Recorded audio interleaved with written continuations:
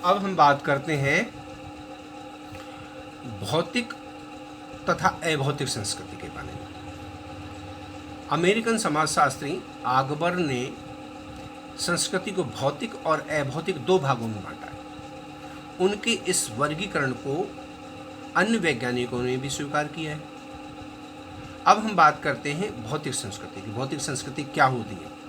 तो भौतिक संस्कृति के अंतर्गत मानव द्वारा निर्मित सभी भौतिक एवं मूर्त वस्तुओं को सम्मिलित किया जाता है, जिन्हें हम देख सकते हैं, छू सकते हैं और इंद्रियों द्वारा जिनका आभास कर सकते हैं। भौतिक संस्कृति में हम घड़ी, पेन, पंखा, मोटर, मशीन, औजार, वस्त्र आदि अनेक वस्तुओं को गिन सकते हैं। भौतिक संस्कृति के सभी तत्वों को गिनना सरल नहीं है। सरल एवं आदिक समाजों की अपेक्षा जटिल एवं आधुनिक समाजों में इनकी संख्या अधिक है।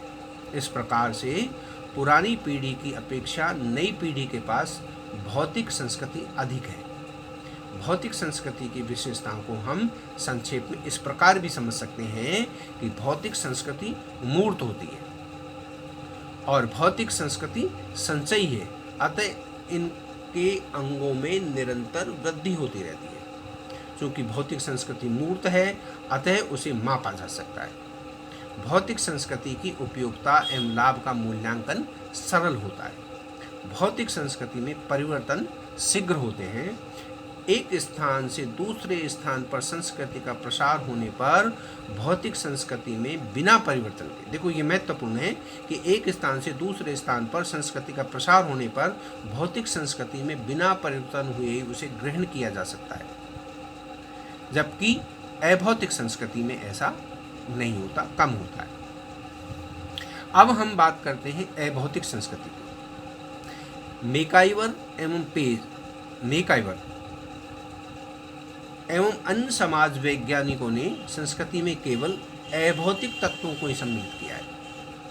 मेकाइवर कहते हैं कि संस्कृति में केवल अभौतिक तत्वों को ही इन्होंने सम्मिलित किया है। सौरोकिन इसे भावनात्मक या भावात्मक संस्कृति कहते हैं। अभौतिक संस्कृति के अंतर्गत उन सभी सामाजिक तत्वों को सम्मिलित किया जाता है जो अमूर्त है, जबकि भौतिक संस्कृति में हमने मूर्त तत्वों को सम्मिलित किया है। जबकि अभौतिक संस्कृति के अंतर्गत उन सभी सामाजिक तथ्यों को सम्मिलित किया जाता है जो अमूर्त है, जिनका कोई माप, तोल, आकार और रंग रूप नहीं होता, इंद्रियों द्वारा जिनका स्पर्श नहीं होता, वरन जिन्हें हम केवल महसूस कर सकते हैं। वह हमारे विचारों एवं कार्यों में निहित है। सामान्यतः अभौतिक संस्कृति में हम सामाजिक विरासत में प्राप्त विचार, विश्वास, मानदंड, व्यवहार, प्रथा, रीति रिवाज, कानून, मनोवृत्ति, साहित्य, ज्ञान, कला और भाषा, नैतिकता आदि को ही सम्मिलित करते हैं। अभौतिक संस्कृति सामाजिकरण एवं सीखने की प्रक्रिया द्वारा पीढ़ी दर पीढ़ी या एक पीढ़ी से दूसरी पीढ़ी को हस्तांतरित होती है। अभौतिक संस्कृति की विशेषताओं को हम इस प्रकार से संक्षेप में समझ सकते हैं।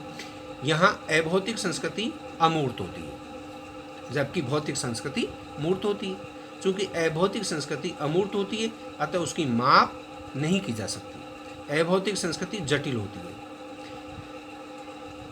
अभौतिक संस्कृति की उपयोगिता एवं लाभ का मूल्यांकन भौतिक वस्तुओं की तरह प्रकट नहीं किया जा सकता। अभौतिक संस्कृति में परिवर्तन बहुत धीमी गति से होता है। सांस्कृतिक प्रसार के दौरान अभौतिक संस्कृति के तत्वों को उसी रूप में ग्रहण नहीं किया जाता, वरन उसमें थोड़ा बहुत परिवर्तन आ जाता है। ये पहले भी मैंने आपको बताया था कि भौतिक संस्कृति को हम उसी रूप में ग्रहण कर लेते हैं, जबकि अभौतिक संस्कृति को हम थोड़ा परिवर्तन के बाद उसमें ग्रहण कर पाते हैं। अभौतिक संस्कृति का संबंध मानव के आध्यात्मिक एवं आंतरिक जीवन से है। इस तरह हम यहाँ समझ पाए हैं कि भौतिक संस्कृति और अभौतिक संस्कृति किसे कहते हैं। ये संस्कृति के दो भाग हैं। जो मूर्त है, जिसे हम देख पाते हैं, वो भौतिक संस्कृति है, और जिसे हम इंद्रियों के द्वारा स्पर्श नहीं कर सकते वो अमूर्त है, और अभौतिक संस्कृति अमूर्त होती है।